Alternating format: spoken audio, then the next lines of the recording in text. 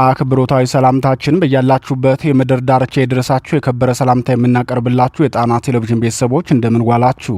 የጣና ቴሌቪዥን የሚያዝያ 13 ቀን 2018 ዓ.ም የምሽት ዜናችን ከዚህ ሰዓት ጀምሮ ወደ እናንተ መቅረብ ይጀምራል። አስቀድመን የሰዓቱን ዜናዎች ዋና ዋናዎቹን እናስደምጣችኋለን።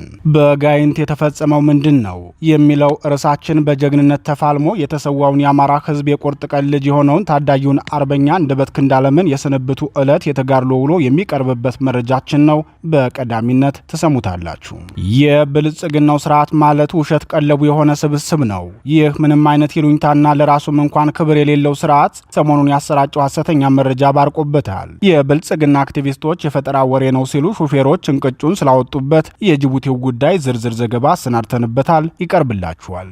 በኦሮሞ ብልጽግና አማካኝነት የትግራይ ክልል ዋና አስተዳዳሪ ሆነው የተሾሙት የህወሓቱ ጄኔራል ታደሰ ዛሬ ከቀትር በኋላ ፍርሃት፣ አድርባይነት፣ ወላዋይነትና ጦረኝነት የተላበሰበትን መግለጫ ሰጥተዋል። ለመሆኑ ጄኔራሉ ምን አሉ የሚለው የሰዓቱ ዜናችን አካል ነው። የቤት የመቃጠል ለተዋኔ በጃት እንዲሉ የአማራ ህዝብ የተከፈተበት የዘር ማጥፋት ጦርነት የህዝብ ተባይ ለሆነው ብአዴን ሰርግና ምላሽ ሆኖለታል። በክልሉ የሚገኙ መሬቶችን በሙሉ ሽጦ የጨረሰው የብአዴን ካድሬ በጎንደር ደግሞ አንድ ተራራ መሸጡ ተሰምቷል። የተሸጠው ተራራ ማን ነው የሚለውን ጨምሮ በዝርዝር የምናቀርብላችሁ መረጃችን ነው። የተወደዳችሁና የተከበራችሁ የጣና ቴሌቪዥን አድማጭ ተመልካቾቻችን እነዚህንና ሌሎች የግንባርና የትንታኔ ዘገባዎችን ይዘናል። እስከ ዜናዎቻችን ፍጻሜ ድረስ አብራችሁን እንድትቆዩ እየጋበዝን ወደ ዝርዝር ዜናዎቹ እናልፋለን።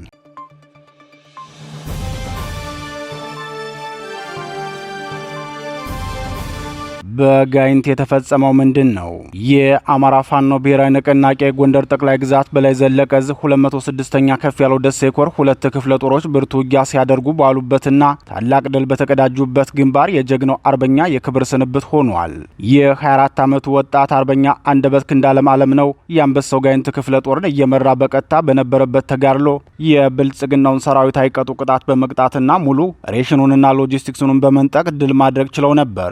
ሆኖም የጀግናውን ፍጻሜ ያረዳችዋ እርሳስ በውጊያው ቆስሎ ከተደበቀና በኋላም በአርበኛው የትግል አጋሮች እርምጃ በተወሰደበት የቆሰለ የብልጽግና ወታደር ተኩሶ መጥቶታል። ጀግንነትን ከቤተሰቡ በደም የወረሰው ወጣቱ አርበኛ አንደበት ክንዳለም የታዋቂው አርበኛ ክንዳለም አለምነው ልጅ ነው።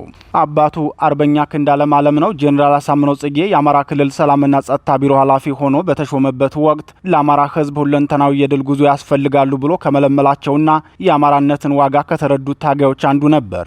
ክንዳለም ማለት እውነትም ክንድ የሆነ ሰው ነበር ሲል የትግል አጋሩ ኮሚሽነር አበበ መልኬም ስለ አርበኛ ክንዳለም አለምነው ምስክርነቱን ይሰጣል።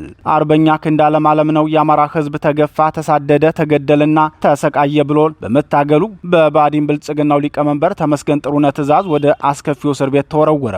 ጋይንት ነፋስ መውጫ ላይ ታስሮ የነበረው ታማኙ አርበኛ ክንዳለም አለምነው ታላቁ አርበኛ ከፍ ያለው ደሴ በመራው ልዩ ኦፕሬሽን እስር ቤቱ ሲሰበር አርበኛውም ከእስር ቤት በመውጣት የአማራ ፋኖን ትግል ገና ከጅምሩ ተቀላቀለና መታገል ጀመረ። በአማራ ፋኖ ትግል የመጀመሪያ የሆነውን ጉና ክፍለ ጦርን ታላቁ አርበኛ ሜጀር ጄኔራል ዋንታ ባተ ሲመሰርት ከመስራች ተሳታፊ አርበኞች መካከል አንዱ ይኸው ታማኝ አርበኛ ክንዳለም ነበር። የግዙፉን ጉና ክፍለ ጦርን መመስረት ተከትሎ አንድ ብርጌድ እየመራ የቆየው አርበኛ ክንዳለም ከሜጀር ጄኔራል ከፍ ያለው ደሴና ከሌላኛው የትግል ምልክት አርበኛ ኮሎኔል ታደሰ እሸቴ ጋር በመመካከር አንበሳው ጋይንት ክፍለ ጦርን መሰረቱ። የአንበሳው ጋይንት ክፍለ ጦርን ከመሰረቱ በኋላ ለአማራ ሕዝብ በታማኝነት እየታገለ በሰርጎ ገብ ጥቆማ በተፈጸመበት ከበባ በጽናት ሲፋለም ውሎ በመጨረሻም ከአብራኩ ክፋይ ጋር በጀግንነት የራሱን መንገድ መርጦ የአባቱን የቴዎድሮስን መንገድ ተከትሏል። የተፈጠርኩት በአማራ ሕዝብ አብራክ ነው፣ የምኖረውም ለዚሁ ኩሩና አገር ሰሪ ሕዝብ ሁለንተናዊ ክብር በጀግንነት እየታገልኩ ነው ብሎ እንደተናገረው አርበኛ ክንዳለምም በክብር ተሰዋ። ጀግናውና ታማኙ ክንዳለም አለም ነው ከሌላኛው ታማኝ አርበኛ ኮሎኔል ታደሰ እሸቴ ጋር ሆነው የመሰረቱትን አንበሳው ጋይንት ክፍለ ጦርን መላኩ አለልኝ ተቀብሎ የክፍለ ጦሩን የትግል ጉዞም እንደ ግመል ሽንት ይኋሊት አስኬደው። የክፍለ ጦሩን የቡድን መሳሪያዎች አንድ ባንድ እያለ ሲሸጥ የቆየው መላኩ አለልኝ በመጨረሻም ክፍለ ጦሩን በጅምላ ግዙኝ ብሎ ለብአዴን ጥያቄ አቀረበ።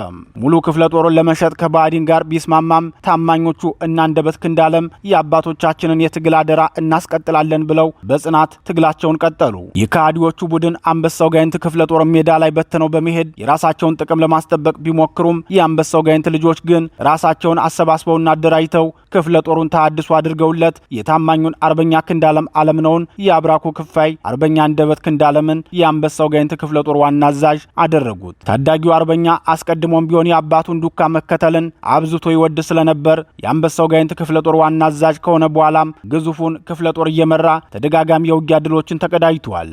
በቅርቡ ነፋስ መውጫ ከተማን 2 ጊዜ ነጻ ማውጣታቸው የሚታወስ ሲሆን የነፋስ መውጫ ከንቲባ አቶ ደጀንን ከፖለቲካ ተልኳቸው ላይ እንዳሉ በቁጥጥር ስር የዋሉበትን አጋጣሚም እናስታውሳለን። ይህንን ጨምሮ በአጠቃላይ በየአውደ ግንባሮቹ ታላላቅ ድሎችን እየተቀዳጀና በተለይም በዘራፊና በሌባ ላይ በሚወስደው ጠንካራ አቋም የተነሳ የህዝብ ፍቅር የተቸረው ታማኝ አርበኛ ነበር። ይህ ታማኝ አርበኛ በዛሬው ዕለት በጋይንት አውራጃ ሳሊ አካባቢ ወደ ጎብጎብ መገንጠያ ላይ በርካታ ድሎችን የተቀዳጁበትን ተጋድሎ ሲመራ ውሎ በመጨረሻም ለአማራ ህዝብ ሲል የክብር ስንብቱ ሆኗል። በውጊያው ከጠላት በኩል የቀረ ሬሽንና ሎጂስቲክ አልነበረም። በርካታ ኃይሉንም መተንበት ነበር የሚሉት የክፍለ ጦሩ አመራሮች፣ ሆኖም የጠላት ሰራዊት ተመቶ እየሸሸ በነበረበት ሰዓት ቆስሎ የነበረ የጠላት ሰራዊት አባል በመሪያችን ላይ የተኮሰው ጥይት የአማራን ህዝብ የሉና ትግል መሪውን ሊያሳጣን ችሏል ብለዋል። በዚህ ውጊያ የኮሩ አካል የሆነውና ተደጋጋሚ ብርቱ ተጋድሎችን የሚያከናውነው ተራራው ራስ ጉና ክፍለ ጦርም ጥጥራ ላይ ብርቱ ውጊያ ሲያደርግ ነበር የዋለው።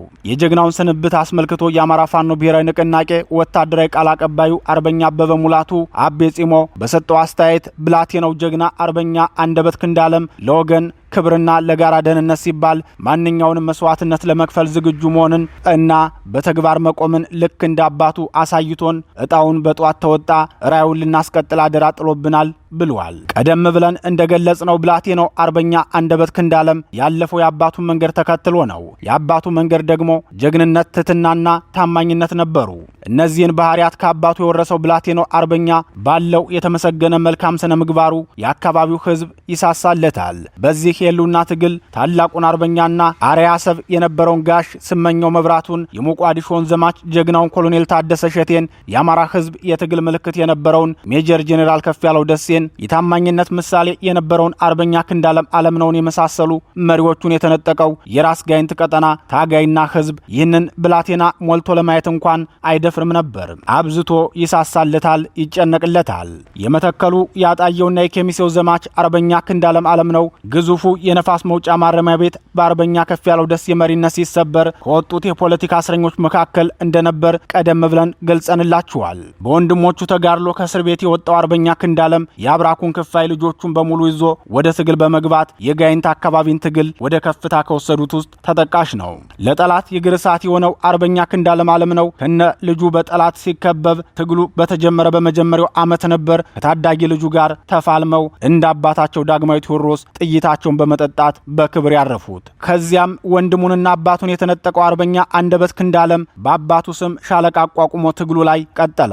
በሚያስመዘግባቸው ድሎችም የደፈጣ ስፔሻሊስት የሚለው መጠሪያ የግሉ ነበር። ትግሉን በጥቅም ሸጠው የሄዱ የቀድሞ የክፍለ ጦር መሪ የነበሩትን ግለሰቦች በመፋለም የአንበሳው ጋይንት ክፍለ ጦር አዛዥ በመሆን ጋይንት ፋይሉን ዘጋ ለሚሉ የባዲን ቅልቦች የተግባር መልስ የሰጠ ያንን ሁሉ የጀብድ ዜና ያበሰረን ጀግና ነበር። ዛሬ በጋይንት አውራጃ ጥጥራና ሳሊ ወደ ጎብጎብ መውጫ ላይ ሲደረግ በዋለው ጠንካራ ውጊያ ጠላትን አይቀጡ ቅጣት ሲቀጣ ውሎ በመጨረሻዋ ሰዓት ከቆሰለ ወታደር በተተኮሰ ጥይት ብላቴናው ጀግና እንደዋዛ ሊቀር ችሏል። የጀግናው ፍጻሜ በዚህ መንገድ ተፈጸመ። የወጣለት ዓላማና ራዕይ ግን በታማኝ ወንድሞቹ ብርቱ ተጋድሎና ጽናት እውን ከግቡ ይደርሳል። አማራም በልጆቹ ክንድ ታሪኩን ያድሳል።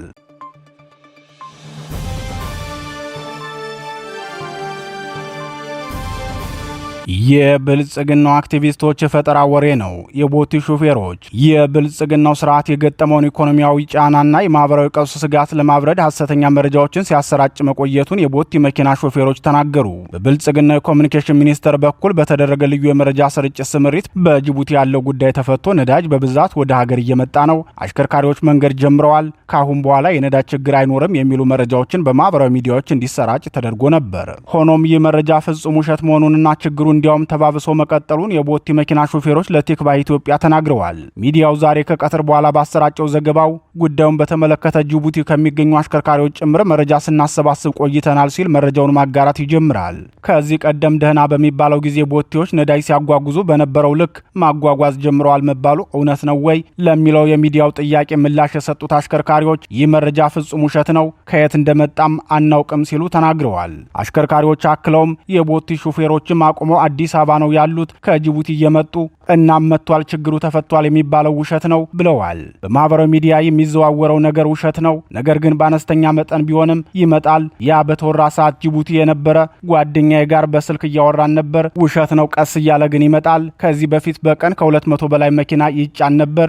አሁን ደግሞ ያ ሁሉ ቀርቶ ከ45 እስከ 50 ነው የምንጭነው አለኝ ሲሉ አሽከርካሪው ተናግረዋል። የብልጽግና ስርዓት ሚዲያዎች በተቀናጀ መልኩ 2 መርከቦች ገብተዋል፣ የነዳጅ ችግሩም ተቀርፏል ሲሉ ተናግረው የነበረ ሲሆን አሽከርካሪዎች ግን እንደተባለው 2 መርከብ መጥተዋል። ነገር ግን 2 መርከብ ማለት ለኢትዮጵያ የነዳጅ ፍጆታ ምንድን ነው? ይህ ማለት እኮ መባል የነበረበት ችግሩ ተቀረፈ ሳይሆን ችግሩን ለመቅረፍ የመጀመሪያ እርምጃ አድርገናል ተብሎ ነበር።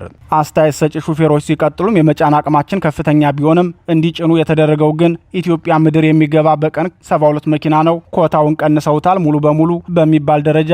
እስከ ዛሬ በቀን እስከ 500 መኪና ይጫን ነበር። ቦቴዎች እንደ ድሮ ነዳጅ እየጫኑ ነው መባሉን ውሸት ነው። ከ40 ቀን በፊት ሄደን ግን ለበሽታና ለረሃብ ስንጋለጥ መኪና አቁመን መጣን። ለወረዳ ነበር የምንጭነው ናፍጣ፣ በታምር ለወረዳ አይሰጥም ተባለ። ቤንዚን ቀይሩልን አልን። ቤንዚን ደግሞ ለ150 መኪና ደብዳቤ ተጽፎ በቴሌብር ለማስለቀቅ ወረፋ ነው የሚሉት። ለአዲስ አበባ ካሁን በፊት ለአንድ ማደያ በወር ከ30 እስከ 27 28 ቦቴ ይጫን ነበር። እንደዛም ሆኖ ፍሰቱ አልተቻለም ነበር። አሁን ግን እየተቀነሰ መጥቷል። ጅቡቲ ያለው ችግር ተፈቷል። ወደዚህ የሚጭኑትም ወደ ድሮ ተመልሷል። የሚጭኑት ቦቴዎች ብዙ ናቸው የሚባለው ትክክል አይደለም።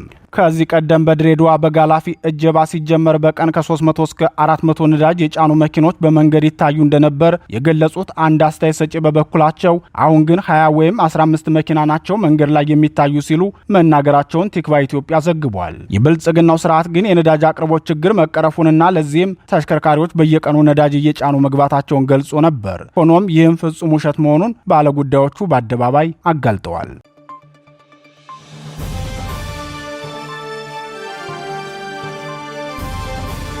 የጄኔራል ታደሰ ዛቻ በህወሓት ላይ። በኦሮሞ ብልጽግና ለትግራይ ክልል አስተዳዳሪነት የተሾሙት የህወሓቱ ጄኔራል ዛሬ አመሻሽ ላይ በሰጡት መግለጫ ህወሓትን አስጠንቅቀዋል።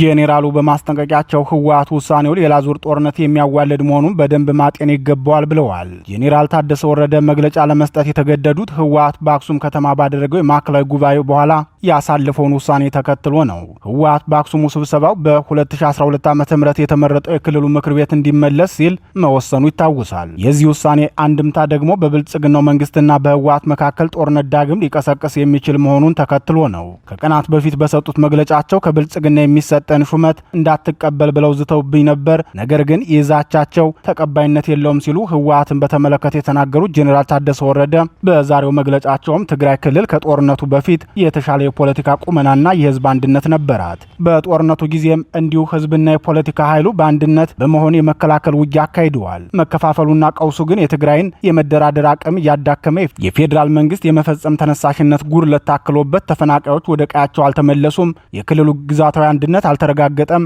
ሲሉ በኦሮሞ ብልጽግና ፓርቲ እንዲያስተዳድራት አደራ የሰጣቸውን ትግራይ ክልል የምትገኝበትን ሁኔታ ገልጸዋል። በደብረ ጽዮንና ሞንጆሪኖ የሚመራው ህወሓት በሚያዝያ 7ና 8 ቀን በ2018 ዓ.ም ከታጣቂ ቡድኑ ከፍተኛ አመራሮች ጋር ባካሄደው ስብሰባ 2.8 ሚሊዮን ህዝብ የመረጠው መንግስት አስተዳደር እንዲመለስ ሲል መወሰኑ አይዘነጋም። ሆኖም በህወሓት ምርጫ መርጠዋል ተብለው ከተገለጹት የክልሉ ነዋሪዎች መካከል ከ1 ሚሊዮን የማያንሱት በጦርነቱ ሞተዋል። በዚህ ጉዳይ አስተያየታቸውን የሰጡት የብልጽግናው ሹም ጄኔራል ታደሰ ህወሓት ያለፈውን መንግስት ወደ ስልጣኑ እንዲመለስ መወሰኑ አንድምታው አዎንታዊ ነው አሉታዊ እንዳለፉት ዓመታት ሌላ መከፋፈል የሚፈጥር ነው ወይስ አንድነት የሚያመጣ? ውሳኔው ከፕሪቶሪያ የሰላም ስምምነት የሚጣረስና ከፌዴራል መንግስት ሌላ ዙር ግጭት እንዳይዋለድ በማስተዋልና በጥልቀት ማጤን አለበት። ትግራይ ክልል ጦርነቱን ተከትሎ በፖለቲከኞቿ መካከል በተፈጠረው መከፋፈል ተዳክማለች። ሌላ ጦርነት የሚሸከም አቅምና ብቃት የላትም። ስለሆነም ህወሓት እነዚህንና ሌሎች ውሳኔውን ተከትሎ የሚመጡ መዘዞች ቀድሞ ማስተዋል ይጠበቅበታል ሲሉ ከማሳሰቢያ ጋር መልእክታቸውን አስተላልፈዋል። የህወሓት ውሳኔ በክልሉ ሌላ መከፋፈልና ተጨማሪ ግጭትና ጦርነት የማይጋብዝ ከሆነ ለህዝብ በችግሮች ላይ ችግር የማይጭን ከሆነ የሚከበር ነው የሚሆነው ሲሉ የተናገሩት የህወሓቱ ጄኔራል በትግራይ ክልል ጦርነት እንዳይቀሰቀስ የብልጽግናው መንግስት ለህወሓት ጥያቄ ተባባሪ መሆን እንደሚገባውም ተናግረዋል። ጄኔራሉ በንግግራቸው በትግራይ ያለውን የፖለቲካ ቀውስ የሚያረግቡ ስራዎችን መስራትና ማገዝ አለበት ሲሉ ብልጽግናውን አሳስበዋል። በጄኔራል ታደሰ ወረደ ለብልጽግናው ስርዓት የቀረበው አቤቱታ ደግሞ ህወሓት በተደጋጋሚ ሲያነሳው የቆየውና ለዳግም ጦርነት እየተዘጋጀበት ያለው የርስት ነጠቃና ወረራ ጉዳይ ነው። ጄኔራሉ በመግለጫቸው ተፈናቃዮች ወደ ቀያቸው እንዲመለሱ፣ የትግራይ ግዛታዊ አንድነት እንዲረጋገጥ፣ የትግራይ መልሶ ግንባታ እንዲካሄድ ማድረግ የፌዴራል መንግስት በፕሪቶሪያ ውል የፈረመባቸው ነጥቦች መፈጸም አለበት። ተፈናቃዮች ወደ ቀያቸው ሳይመለሱ የትግራይ ግዛታዊ አንድነት ሳይረጋገጥ ስድስተኛ ክረምት እየመጣ ነው። በዛ ላይ የመንግስት ደሞዝ፣ የክልሉ በጀት ማቋረጥና ነዳጅ መከልከልና ሌሎች ችግሮች መፈታት አለባቸው ሲሉ ተደምጠዋል። ህወሓትም እነዚህን ጥያቄዎች ደጋግሞ የሚያቀርባቸው ሲሆን ተፈናቃዮችን ለመመለስ የብልጽግናው መንግስት ተባባሪና ፈቃደኛ ቢሆንም ህወሓት የሚፈልገው ግን በወልቃይት ጠለምት፣ ራያና ጠገዴ ያለው ጊዜያዊ አስተዳደር ፈርሶ በህወሓት መሩ ነው። ጄኔራል ታደሰ ወረደም እያሉ ያሉት የፌዴራል መንግስቱ የህወሓትን ጥያቄ ተቀብሎ ፈቃደኝነቱን ያሳይ የሚል መልእክት ነው።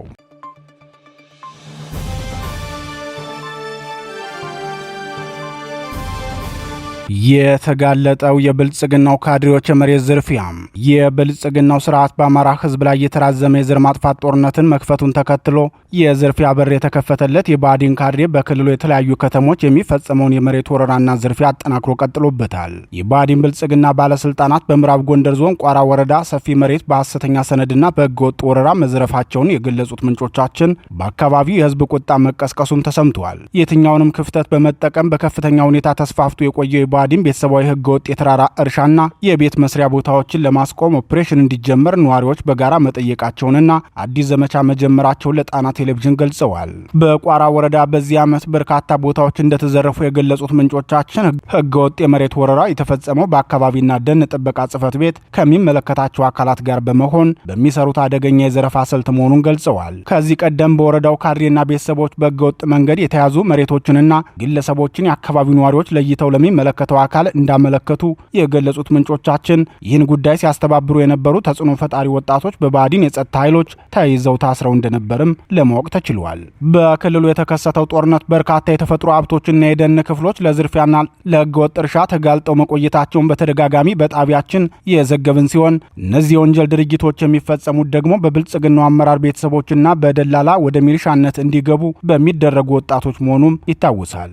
በቋራ ወረዳ የሚገኙ ስልታዊና ለተፈጥሮ ጥበቃ ተለይተው የተቀመጡ ተራራማ ቦታዎች የጦርነቱን መዘዝ ተገን አድርገው በህገወጥ ወራሪዎች ሲታረሱ ቆይተዋል ሲሉ የአካባቢው ነዋሪዎች ተናግረዋል። ይህ ድርጊት በአካባቢው ቁጣ መቀስቀሱን ተከትሎ የገለጎ ቀበሌ የደን ግብረ ኃይል ወደ ቦታው አቅንቶ ወንጀለኞችን እንዲያረጋግጥ ተደርጓል። ይህን ተከትሎ በርካታ ቤተሰባቸውን በህገወጥ ወራሪ ያሰማሩት የወረዳው ዋና አስተዳዳሪ ዋና ተጠያቂነት ቢመጣባቸውም የደን ግብረ ኃይል ሰብሳቢነቱን በህገወጥ መንገድ እርሳቸው እንዲይዙት መደረጉ ታውቋል። የቋራ ወረዳ ዋና አስተዳዳሪ አቶ አስማረ አንዳርጋቸው ይህንን ኃላፊነት ደርበው ከያዙ በኋላ በቀጠናው የሚፈጸመውን ህገወጥነት ለማድበስበስ በከፍተኛ ሁኔታ እየሰሩ እንደሆነ የገለጹት ነዋሪዎቹ ጉዳዩ በህግ አግባብ የማይፈታ ከሆነ ህዝባዊ አመጽ ለመቀስቀስ እንገደዳለን ሲሉ አክለዋል። በተለይም አለሙ በር ተራራ በሚባለው ስፍራ የዋና አስተዳዳሪው ቤተሰቦች በሰፊው ሰፍረው እንደሚገኙ የገለጹት የጣና ቴሌቪዥን ምንጮች በዚህም ተራራውን በህገወጥ መንገድ ደን በመመንጠር ወደ እርሻነት ቀይረውት ይገኛሉ ብለዋል። የባለስልጣናት ቤተሰቦች ጫካውን ከመነጠሩ በኋላ በወረዳው ካድሬዎች ህገወጥ ደብተሮች እንደሚዘጋጅላቸው የገለጹት ምንጮቻችን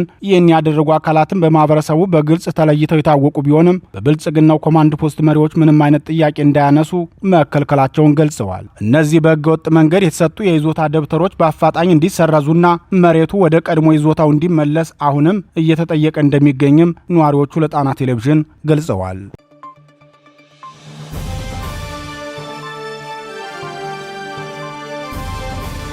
የተወደዳችሁና የተከበራችሁ የጣና ቴሌቪዥን አድማጭ ተመልካቾቻችን የምሽት ጣና ዜናችን የተከታተላችሁትን ይመስል ነበር። ምርጫችሁ አድርጋችሁ ስለምትከታተሉን ከልብ እናመሰግናለን። በዚሁ ተሰናበትናችሁ። ጤና ይስጥልን።